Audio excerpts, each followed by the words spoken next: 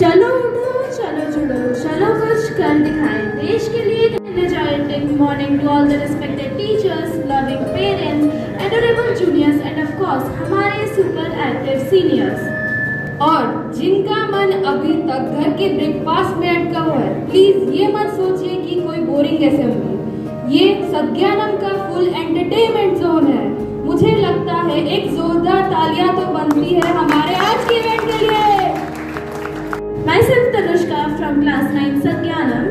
I am Janvi also from 9 and we together हम दोनों आज बन गए हैं आपके होस्ट, एंकर्स और थोड़े से एंटरटेनर्स भी। जैसा कि आप सब जानते हैं आज का दिन खास है। सत्यानम हर साल इंडिपेंडेंस डे के आसपास एक मल्टी टैलेंट फेस्ट ऑर्गेनाइज करता है और इस बार ये थर्ड सेलिब्रेशन है। यस, 3 साल हो गए हैं हमारे जोशीले ट्रेडिशन को और हर साल ये और भी धमाकेदार होते जा रहा है। यहाँ स्टूडेंट्स को मिलता है एक मौका अपना हुनर दिखाने का, अपने आइडियाज और क्रिएटिविटीज को स्टेज पे लाने का और सबसे जरूरी बात अपने अंदर के सुपर दिखाने का। अब बात करते हैं उन खास व्यक्तियों की जिनके एक एक नंबर पर तय होता है जीत का ताज और हर परफॉर्मेंस की आंखों देखी, दिल से महसूस की गई कहानी का फैसला हमारे जजेस। बिल्कुल, ये वही व्यक्ति विशेष है जो परफॉर्मेंस के दौरान हंसी छुपाते हैं ना आंसू और आखिर में कह देते हैं थोड़ा और मेहनत करो बेटा, या वाह कमाल कर दिया। हमारे जजेस आप सभी को हमारे तहे दिल से स्वागत करते हैं। आज आपके जजमेंट से मिलेंगे हमारे विनर्स और सबसे बड़ी बात हमारी सीट।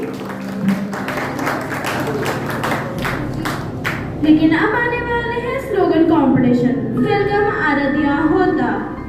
मैं आराध्या होता आप सबके समक्ष एक मेरे संरचित नारे प्रस्तुत करने जा रही हूँ। मैं कक्षा 7वीं की छात्र हूँ।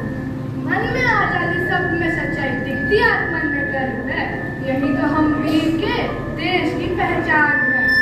बोली अलग, स्वाद अलग, धर्म और संस्कृति अलग, लेकिन पहचान एक ही, हिंदुस्तानी है हम सब, हिंदुस्तानी है हम सब। धन्यवाद। अब अगली परफॉर्मर के लिए बुलाना चाहेंगे एक ऐसी छोटी सी सिपाही जिनके जज्बात उनके शब्दों से भी तेज है। Let's hear it for Avantika Sharma. सुप्रभात, मेरा नाम अवंतिका शर्मा है। मैं कक्षा 7वीं की छात्र हूँ। मैं आज आपके सबके सामने नारे प्रस्तुत करने जा रही हूँ। उन वीर सेवकों को प्रणाम जिन्होंने भारत के लिए कुर्बानी दी है। जूनियर्स ने अपने शब्दों का जादू बिखेरा। अब बारी है हमारे सीनियर्स की जो अपने स्लोगन से मंच को गर्व और उत्साह से भर देंगे। सबसे पहले स्वागत करते हैं एक ऐसी प्रतिभा का जिनका जुनून उनके हर लफ्ज से झलकता है। Please welcome Prachi Gupta. मेरा नाम प्राची गुप्ता है। मैं आज आप सभी के समक्ष मैं अपना स्लोगन प्रस्तुत करने जा रही हूँ। तिरंगा हमारी जान है, तिरंगा हमारी जान है, उसकी रक्षा करना हमारी शान है, उसकी रक्षा करना हमारी शान है। चलिए आइए मिलकर ले हम प्रतिज्ञा, भ्रष्टाचार मिटाएंगे, भ्रष्टाचार मिटाएंगे, शिक्षा फैलाएंगे और भारत को स्वच्छ और शक्तिशाली बनाएंगे। जय हिंद, जय भारत। अब आती है वो जिनके स्लोगन देशभक्ति की एक मिसाल है। गिव इट अप फॉर बीजानवी दुर्गा। सुप्रभात, मैं जानवी दुर्गा आपके समक्ष नारे प्रस्तुत करने जा रही हूँ जो मेरे द्वारा लिखे। एकता और एकता के मिलन से बनती है, भाव और भाव के मिलन से बनती है एकता, साहस व हिम्मत के मिलन से बनता है भारत। एक भाव या भाव के मिलन से बनती है एकता, साहस और हिम्मत के मिलन से बनता है भारत। स्वतंत्रता केवल शब्द नहीं, वो एक गूंजती हुई प्रतिज्ञा है लोगों के दिलों में। स्वतंत्रता केवल शब्द नहीं, वो लोगों के दिलों में गूंजती हुई एक प्रतिज्ञा है। धन्यवाद। अगला नाम है एक ऐसे युवा का जो अपनी आवाज से सबका दिल को जोश से भर देंगे। Please welcome Tanuj Agarwal.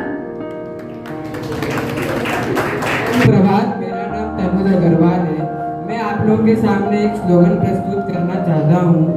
वो स्लोगन है, तिरंगे की शान में हर दिल एक जान है। धन्यवाद। अब मंच पर आने वाली है वो जो अपने जज्बात को शब्दों का रूप देने में माहिर है। Let's hear it for Avani Poddar. नमस्ते, मेरा नाम अवनी पोदार है और मैं 10वीं कक्षा में पढ़ती हूँ। आज मैं आप लोग के सामने कुछ नारे प्रस्तुत करने जा रही हूँ। हम वह चिंगारी हैं जो बुझते नहीं, भारत के सिपाही हैं झुकते नहीं। दूसरा, गिरगिट से गारो पर्वत तक तिरंगा हम लहराएं, अखंड भारत का सपना मिलकर हम सजाएं। धन्यवाद। और अंत में वो जिनके स्लोगन्स एकता और देशभक्ति की आवाज बनाएंगे। वेलकम मयंक महानंद। सुप्रभात, मैं मयंक आनंद और आज मैं एक स्लोगन प्रस्तुत करने जा रहा हूँ। ये स्लोगन बोला गया था बाल गंगाधर तिलक के द्वारा। तो स्लोगन है, स्वराज मेरा जन्मगत अधिकार है और मैं इसे पाके रहूंगा। और एक स्लोगन है कि तुम मुझे खून दो और मैं तुम्हें आजादी दूंगा। ये कहा गया था सुभाष चंद्र बोस के द्वारा। धन्यवाद। हम आपको ले चलते हैं उस मंच पर जहां शब्दों का जादू चलेगा और विचारों का समुद्र लहराएगा। जी हाँ, हम बात कर रहे हैं डिबेट कंपटीशन की, जहां हर प्रश्न का एक तर्क होता है और हर तर्क के पीछे एक सोच का प्रकाश। तो स्वागत कीजिए अपने कॉम्पिटिटर्स का जो अपने जज्बा, जुनून और जबरदस्त आर्ग्यूमेंट्स के साथ है मंच को गरमाने के लिए। सबसे पहले मंच पर स्वागत करते हैं जो अपने तर्कों से सबको प्रभावित कर देंगे। प्लीज वेलकम आराध्या होता। सुप्रभात, मैं आराध्या होता कक्षा 7वीं की छात्रा आज आप सबके समक्ष अपने तर्क और विचार प्रस्तुत करने जा रही हूँ। क्या नई राजनीति भारत के भविष्य को बदल पाएगी? इसका जवाब है हाँ, नई राजनीति भारत के भविष्य को बदल पाएगी। कारण ये शिक्षा और वैज्ञानिक पर आधारित है। यह छात्रों को डिजिटल शिक्षा और व्यावसायिक शिक्षा सिखाती है। नई राजनीति NDP 2020 को 29 जुलाई में घोषित की गई थी। हम भारत के भविष्य के लिए बहुत जरूरी है। जैसे ये भारत के भविष्य करती है, वैसे ही छात्रों को उच्च शिक्षित करती है, जिससे कि वो हमारे भारत के आगे वाले भविष्य को बना सकते हैं। यह गरीबों को भी शिक्षा पढ़ने के लिए, शिक्षा करने के लिए मजबूत बनाती है, जिससे कि गरीबों में भी विकास होता है और यह संभव है। तो यह एक ऐसी नीति है जो हमारे भारत के लिए बहुत जरूरी है और यह हमारे भारत के लिए एक अच्छी चीज है। यह हमारे भारत को पूरे विश्व में प्रसिद्ध बनाती है, जिससे हमारे भारत का गर्व बढ़ता है। हमारे भारत में ऐसे कई छात्र हैं जो कि कभी सोचे होंगे पढ़ने के लिए, लिखने के लिए, लेकिन पढ़ नहीं पाए होंगे। उन्हीं के लिए ये जो नई राजनीति है, ये सबसे अधिक मूल्यवान है और उनके लिए आसान बनाती है शिक्षा को। तो ये जो शिक्षा है, ये जो राजनीति है, ये छात्रों को शिक्षा करने के लिए, शिक्षा पढ़ने के लिए और शिक्षित करने के लिए अधिक मूल्यवान है। यह शिक्षा को खुला, समावेशी और गुरुत्वपूर्ण बनाती है। तो हमें इसको प्रभाव देना चाहिए और इसके तरफ रहना चाहिए। धन्यवाद।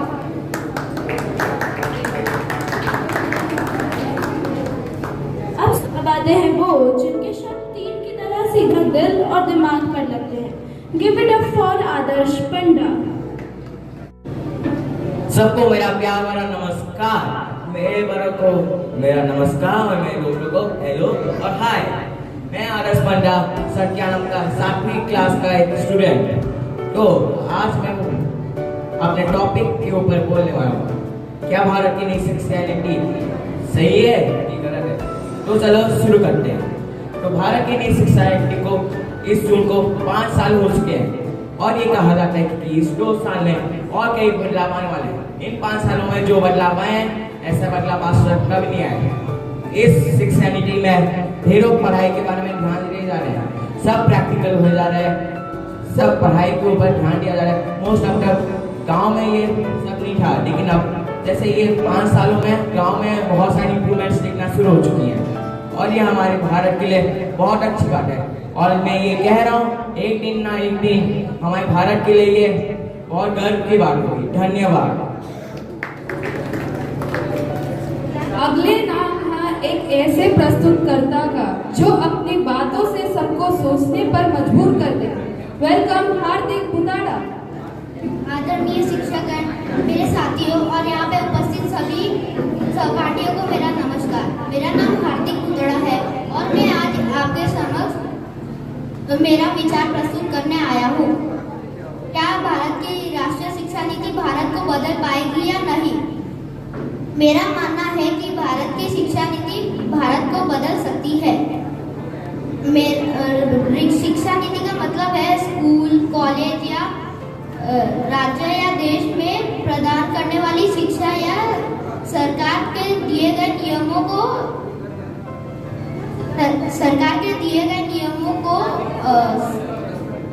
फॉलो करना।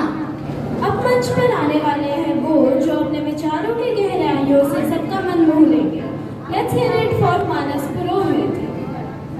माननीय निर्णायक और आदरणीय शिक्षकगण और मेरे प्रिय साथियों, मेरा नाम मानस चंदन पुरोहित है और आज मैं आपके समक्ष एक डिबेट प्रस्तुत करने जा रहा हूँ। मेरा डिबेट यह है कि क्या नया शिक्षक राष्ट्रीय शिक्षा नीति हमारे देश के भविष्य को बदल पाएगी? नया राष्ट्रीय शिक्षा नीति शिक्षा सिर्फ नौकरी को पाने का साधन नहीं है, बल्कि यह तो राष्ट्र के निर्माण का एक नींव है। 2020 में घोषित यह नया शिक्षा नीति हमें यह बताता है कि वो हमारे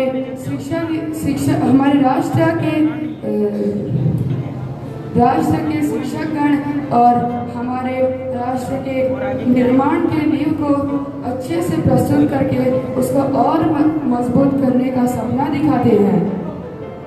5वीं कक्षा में मातृभाषा से और कुशल आधारित भाषा से, उसके बाद तकनीकी और आर्टिफिशियल इंटेलिजेंस जैसे भाषा से वो हमको प्रभावित करते हैं और ये हमको यह सिखाते हैं कि ये सब सिर्फ किताबों के लिए नहीं, बल्कि ये हमारे जिंदगी की सीख और ये हमको ज्ञान भी प्रस्तुत देते हैं। दोस्तों, शिक्षा केवल परीक्षा में पास करने तक सीमित ना हो। सुप्रभात, मेरा नाम वेदिका अग्रवाल है।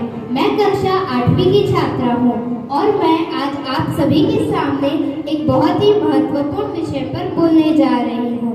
क्या नई शिक्षा नीति भारत के भविष्य को बदल पाएगी? मेरे हिसाब से हाँ, क्योंकि हमारी जो नई शिक्षा नीति NEP है वह 2020 में आई है और हमारी पुरानी शिक्षा नीति वो 33 साल पुरानी है। हमारी नई शिक्षा नीति बहुत ही महत्वपूर्ण है हमारे लिए। यह हमारे जीवन में बहुत ही महत्वपूर्ण विशेषता निभाती है। यह हमारे भविष्य को जरूर से बढ़ाएगी और अच्छा बनाएगी। मेरे हिसाब से तो यह बहुत अच्छी है।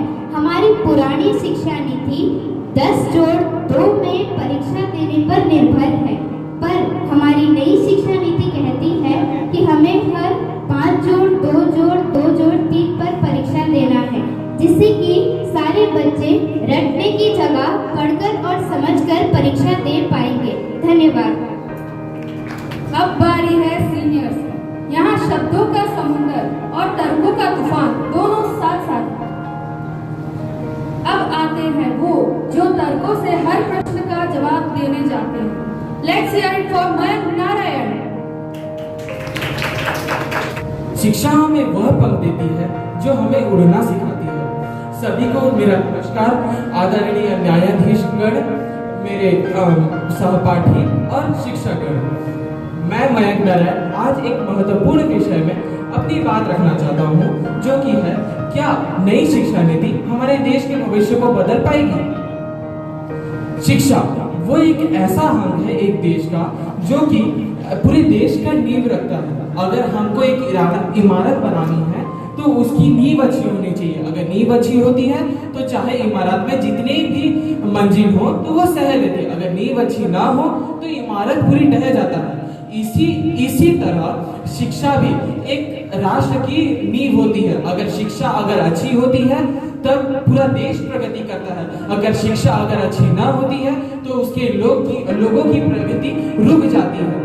इस समय भारत में कई तरह की समस्याएं चल रही हैं, जैसे कि असमान शिक्षा, तकनीकी उपकरणों का इस्तेमाल ना करना, रट्टन का प्रयोग करना,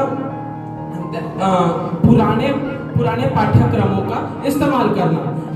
अभी तक हमारे पास ऐसी कोई नीति नहीं थी कि जो इन समस्याओं का निर्धारण कर सके, परंतु जो नई शिक्षा नीति 2020 के अंतर्गत इन समस्याओं का निर्धारण हो सकता है, जो कि यह बताता है कि सबको शिक्षा पाने का अधिकार है, चाहे वो कोई सा भी क्षेत्र से आए, कोई सा भी कास्ट जाति का हो, आदि आदि। पढ़ाई के समय तकनीकी उपकरणों का इस्तेमाल करना भी यह बताता है, और जो कि रट्टन की प्रणाली चली आ रही है हमारे समाज में, उसको ये खंडित करता है। मेरे हिसाब से यह भारत के प्रगति के लिए बहुत महत्वपूर्ण होगा, लेकिन खाली नीति बना देने से कुछ नहीं, इसका प्रणाली इसके प्रयोग में भी लाना पड़ता है। तो मेरे हिसाब से सबको एकजुट होकर और सरकार के साथ मिलकर इसको प्रयोग लाना है। धन्यवाद। जय हिंद, जय भारत। है अगर सोच सच्ची हो तो पहचान अच्छी होती है, और अगर पहचान अच्छी हो तो किसी भी देश की तकदीर बदली जा सकती है, और यही नई शिक्षा नीति का हमको असली मतलब बताती है। इसी के साथ नमस्कार माननीय निर्णयगण, आदरणीय शिक्षकगण और मेरे प्यारे साथियों, मैं अलका अग्रवाल कक्षा 10वीं की छात्रा आज आप सबके समक्ष मेरा विचार हमारे आज के विषय पर जो भी है, क्या हमारी नई नीति शिक्षा राष्ट्र के भविष्य, भारत के भविष्य को बदल सकती है, पर अपना विचार प्रस्तुत करने जा रही हूँ। मेरे मित्रों, भारत एक समय पर विश्व गुरु हुआ करता था। नालंदा, तक्षशिला जैसे विश्वविद्यालय हमारे भारत में पाए जाते थे, मगर आजादी के बाद जब अंग्रेजी शैली हमारे पाठ्यक्रम पर लागू हुई, तब हमारे बच्चों को याद रखने का तो कौशल मिला, मगर सोचने का दृष्टिकोण छीन लिया गया। और नीति, जो नई नीति शिक्षा है, वो इसे तोड़ने का स्तंभ लेती है। इसके कुछ प्रमुख स्तंभ ये हैं कि पहला, यह बच्चों को सोचने की चीजें प्रदान करती है। अब बच्चा 6वीं कक्षा से ही जो उसका पसंदीदा विषय है उस पर ले सकता है, पार्ट ले सकता है, चाहे वो कोडिंग हो या कृषि हो, वो कुछ भी कर सकता है। उसको 12वीं या 10वीं तक प्रतीक्षा नहीं करनी पड़ेगी। दूसरा, यह 10 जोड़ 2 को बदलकर 5 जोड़ 3 जोड़ 3 जोड़ 4 को लाती है, जिसमें यह बताया जाता है कि बचपन के 5 साल को सबसे ज्यादा महत्वपूर्ण माना जाएगा, क्योंकि जब नींव अच्छी होती है तभी जाके जब नींव मजबूत होती है तभी इमारत ऊंची होती है। चौथा, यह ये बताता है कि मल्टी डिसिप्लिनरी एजुकेशन का लाभ हो। इसमें यह होता है कि साइंस के बच्चे अब कॉमर्स या फिर आर्ट्स ले सकते हैं, और आर्ट्स के बच्चे कोडिंग या फिर मैथ्स पढ़ सकते हैं। परंतु मान्यवर, ये अगर सिर्फ नीति को लिख दिया जाए तो फिर ये क्रांति नहीं लाती है जब तक इस पे हम काम ना करते हैं। तो इस पे काम करना बहुत जरूरी है। अब आज भी गांव में एक शिक्षक हर 5 विषय को पढ़ाता है, और आज भी गांव में ऐसा जगह है जहां लाइब्रेरी है मगर वहां ताला लगा हुआ है। कंप्यूटर कक्षा तो है मगर वहां बिजली नहीं आती। क्या ये सही है? और ऐसे ही हमको ये चीज, मेरे विचार में नई नीति शिक्षा इसको बदल सकती है, मगर उसके लिए हमको इस पे विशेष ध्यान देना पड़ेगा, इसको लागू करना पड़ेगा। ऐसे ही लिख जाने से क्रांति नहीं आती है। इसी के साथ धन्यवाद। अब आती है वो जो अपनी सूझबूझ और समझ से सबका दिल जीत लेती है। Give it up for Prachi Gupta. आदरणीय शिक्षक और मेरे प्रिय साथी, प्राची गुप्ता आज आप सबके सामने एक ऐसे विषय पे अपने विचार प्रस्तुत करने जा रही हूँ जो हम सभी के दिलों से जुड़ा है। क्या नई शिक्षा नीति हमारे भारत को बढ़ा पाएगी? नीति चाहे कितनी भी अच्छी हो, पर अगर वो कर ही ना जाए या करवाई ना जाए तो वह अधूरी ही रह जाती है और कागजों की पन्नों पर ही अच्छी लगती है। यही खतरा है हमारी नई नीति के साथ भी। आइए मैं आपको कुछ और उदाहरणों से समझाती हूँ। गांव और शहरों की शिक्षा सुविधाओं में बहुत अंतर है, जिस कारण उसका असर अधूरा ही रह जाता है। दूसरा, बहुत से बच्चों को बिजली, इंटरनेट, सोशल मीडिया जैसी चीजें प्राप्त नहीं होती, जिसके कारण वह डिजिटल लर्निंग कैसे ही करेंगे। तीसरा, सिलेबस बढ़ाना या किताबें बढ़ाना आसान है, लेकिन शिक्षकों के दृष्टिकोण को बढ़ाना के लिए हमें बड़े स्तर पर हमें परीक्षण की जरूरत है। चौथा, इससे पहले भी बहुत सी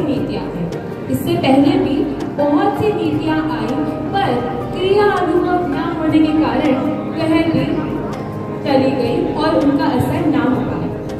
मैं पक्ष से यही कहना चाहूंगी कि चुनौतियां भले ही आती हैं, चुनौतियां भले ही बड़े अवसर होते हैं, पर अगर क्रिया अनुभव ना हो, योजना ठीक से ना बनाई गई हो या फिर पर्याप्त बजट ना हो, तो वह भी एक अधूरी कहानी बनकर ही रह जाती है।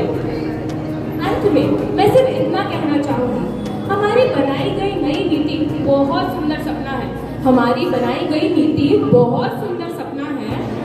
इसे अगर हमें अपने भारत को बढ़ाना है तो हमें नीति की जरूरत नहीं है, हमें मजबूत राजनीतिक इच्छा की जरूरत है, हमें योजनाओं की जरूरत है, हमें पर्याप्त हमें बजट की जरूरत है। वरना यह नीतियाँ जो बनी है वो वैसे ही आएंगी और जाएंगी और हमारा भारत जैसा है वैसा ही बनकर रह जाएगा। धन्यवाद। अगले हैं एक ऐसे परफॉर्मर जिनकी आवाज में दम और बातों में भरोसा है। वेलकम आरुष मेहर। सुप्रभात, राधे राधे। मेरा नाम आरुष मेहर है। मैं कक्षा 9वीं की छात्र हूँ और मैं आज आपके सामने दिए गए विषय के ऊपर कुछ बोलना जा रहा हूँ। क्या हमारी नई शिक्षा नीति भारत को बदल सकती है? मेरे ख्याल से बदल सकती है, क्योंकि शिक्षा एक ऐसी चीज है जो पूरी दुनिया को बदल सकती है अगर अच्छी हो, अगर अच्छी ना हो पूरी दुनिया को बर्बाद कर सकती है। और यह हमारी नई शिक्षा नीति बहुत ही अच्छी है, इसीलिए हमारे भारत अभी बहुत आगे जाने वाला है। किंतु हमारे अभी की शिक्षा नीति बहुत अच्छी है, उससे पहले जो शिक्षा नीति थी वो इतनी अच्छी नहीं थी। जैसे अभी हमारे शिक्षा नीति में हमारे जो राज्य के राजा थे और शासक थे, जैसे छत्रपति शिवाजी महाराज, इन सब के बारे में बताया गया है। किंतु इससे पहले जो शिक्षा नीति थी उसमें इनके बारे में नहीं बताया गया। उसमें लिखा था अकबर महान, बीरबल महान, पर उसमें यह नहीं लिखा था कि छत्रपति शिवाजी कौन थे। यह बताना बहुत ही जरूरी है, क्योंकि हमारे इतने वीर साहस और शासक को बताना, पूरे बच्चों को बताना, यह बहुत जरूरी बात है। और हमारी शिक्षा नीति अभी बहुत अच्छी है, वो दुनिया को आगे ले सकती है। हमारी पहले की शिक्षा नीति जैसे वैदिक गुरुकुल में जो सिखाया गया था, ये तो पहले से ही सब कुछ चल रहा है। इसको बस अभी उसको हमारे बुक्स और टेक्स्ट बुक उसमें सब लिखा गया है।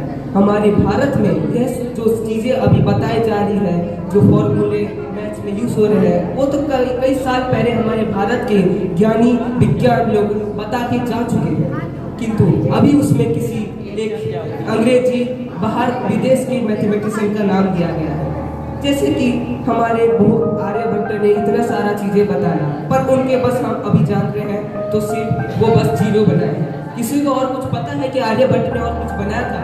नहीं। और शिक्षा नीति जो आप पहले अभी की शिक्षा नीति में हम बुक, टेक्स्ट बुक, कॉपी लेके सब पढ़ाई करते हैं, और पहले गुरुकुल में ये सब नहीं होता था। पहले वहाँ पे गुरुजी थे जो सबको ज्ञान देते थे और दुनिया के बारे में विस्तार से बताते थे और उनको कोई कॉपी पेन किसी की जरूरत नहीं थी। वो अपने मन में सब सोच के अगले दिन उनको अपने गुरुजी गुरुमाँ को जाके बताते थे कि आपने ये क्या बताया था हमको कल। पर हम अभी तो सब रट्टू टोटे हो चुके हैं, सब तो रटने में ध्यान दे रहे हैं ज़्यादा। कोई आज तक कोई सीख ही नहीं रहा है कि पढ़ाई क्या है। हमारी पढ़ाई इतनी सुंदर है, अगर आप इसके अंदर जा चुके तो हमारी पूरी दुनिया को हम बदल सकते हैं। हम ही हैं, हमारे भारत के भविष्य हम ही हैं। हम ही अपने भारत को बहुत दूर ले जा सकते हैं, पर इसके लिए हमको शिक्षा अच्छे से समझने से होगा। इसको रटने से नहीं, समझने से, दिल से समझने की बात है। और शिक्षा नीति जितनी अच्छी हो और जितने हम उसको समझ सकते वो ही ज़्यादा हमारे भारत को लाभदायक दे सकते। इसी के साथ मैं अपना भाषण यहीं पे बंद करना चाहता हूँ। आप लोग मेरे को सुनने के लिए आपको मैं धन्यवाद प्रकट करता हूँ। धन्यवाद। स्वागत कीजिए मयंक महानंद का। प्रभात सभी को। मैं मयंक महानंद कक्षा 10वीं का छात्र हूँ और आज के विषय में विपक्ष में जाने वाला हूँ। तो जो नई राष्ट्रीय शिक्षा नीति है उसमें बहुत सारे अच्छाइयाँ हैं, जैसा कि छात्र लोग जो विषय उनको अच्छा लग रहा है वो पढ़ सकते हैं और प्रैक्टिकल ज्ञान के ऊपर भी बहुत ज़्यादा दबाव दिया गया है और डिजिटल ज्ञान का भी शुरुआत किया गया है। लेकिन कागज में जो हम ये ज्ञान दे रहे क्या हमारे असल लाइफ में भी ये काम आएगा?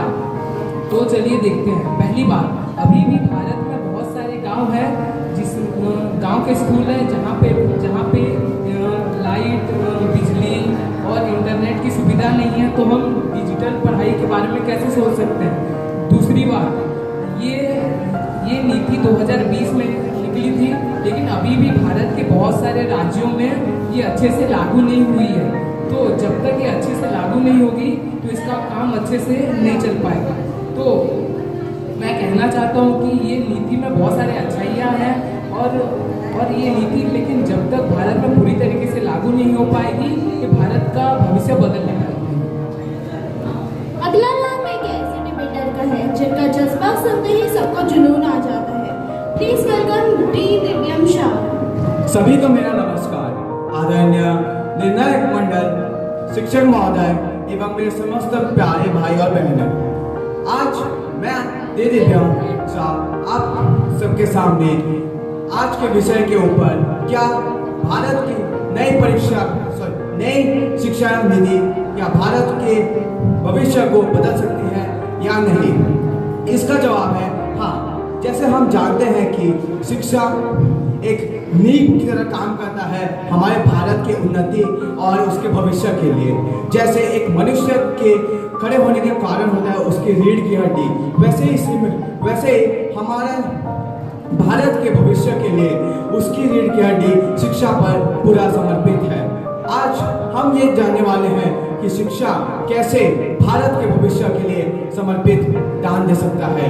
पहले जमाने में क्या होता था, शिक्षा में हम क्या रटने का अभाव ज़्यादा रखते थे, लेकिन आजकल नए शिक्षा नीति के कारण हम यहाँ जान रहे हैं कि आज हम कैसे सोचने पर ज़्यादा ध्यान दें, कैसे आज के नए जो स्कूल्स जो निर्मित हो रहे हैं वो लोग केवल सिर्फ सोचने में ध्यान रख रहे हैं, बच्चों को रटने में ज़्यादा मजबूर नहीं कर रहे हैं। नए स्मार्ट बोर्ड लगा रहे हैं ताकि उनका होलिस्टिक डेवलपमेंट हो सके।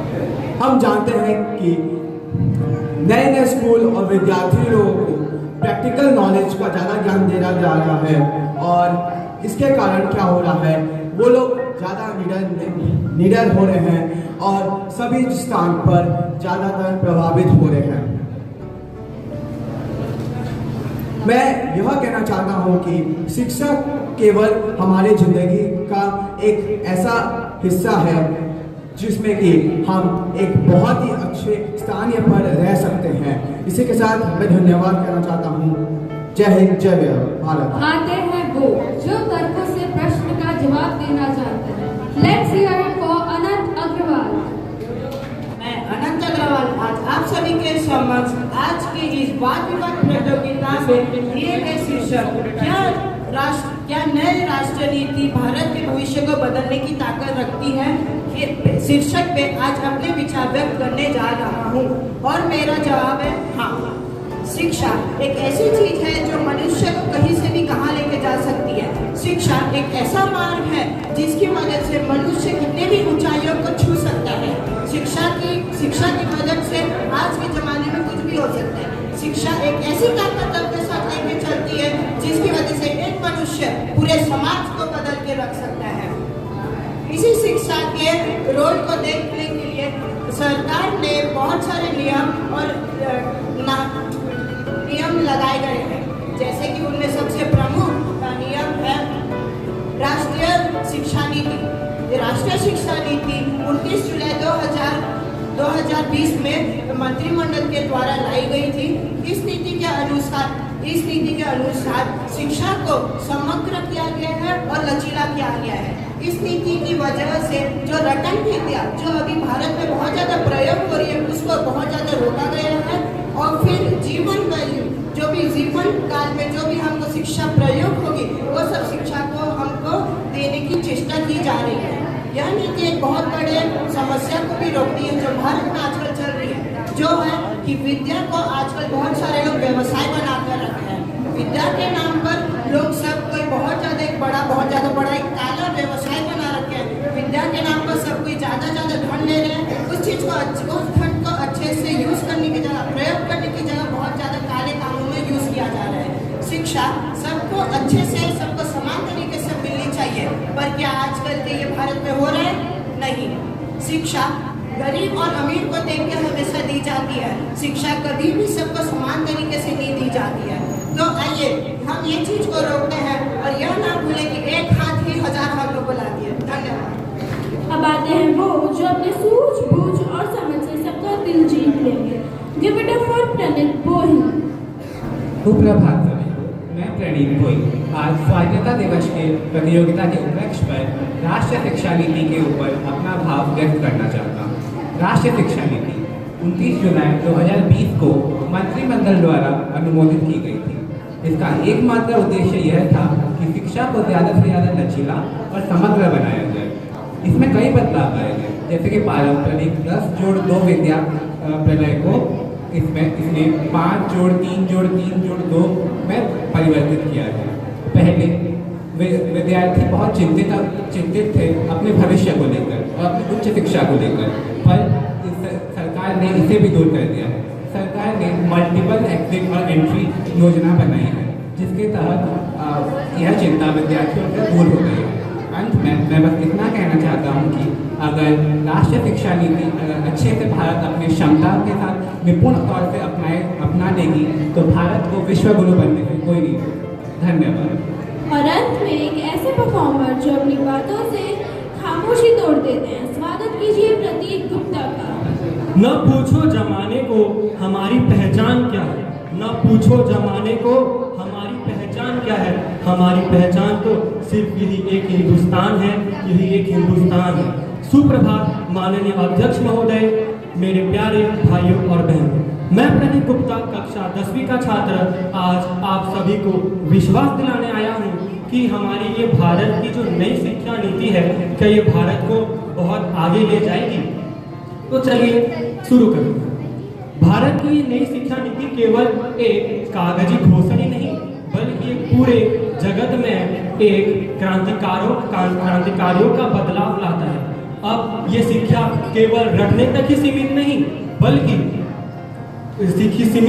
बल्कि ये सोचने पर, कौशल्य पर और विकास पर आधारित होगी, जिससे हमारे देश के युवा बहुत आगे जाएंगे अपनी जिंदगी के परीक्षा पर। और अब हमारे भारत ये देश का युवा है, हमारा भारत युवाओं का है, और अगर हम हमारे युवाओं को सही दिशा, लचीलापन और कौशल सिखाएंगे तभी हमारा भारत बहुत आगे होगा। लेकिन हमारा भारत तभी आगे होगा ना जब हम हमारे देश के युवाओं को सही लचीलापन और कौशल सिखाएंगे। तो धन्यवाद। लफ्जों का सिलसिला था, सोच का सफर था, हर बात में एक नई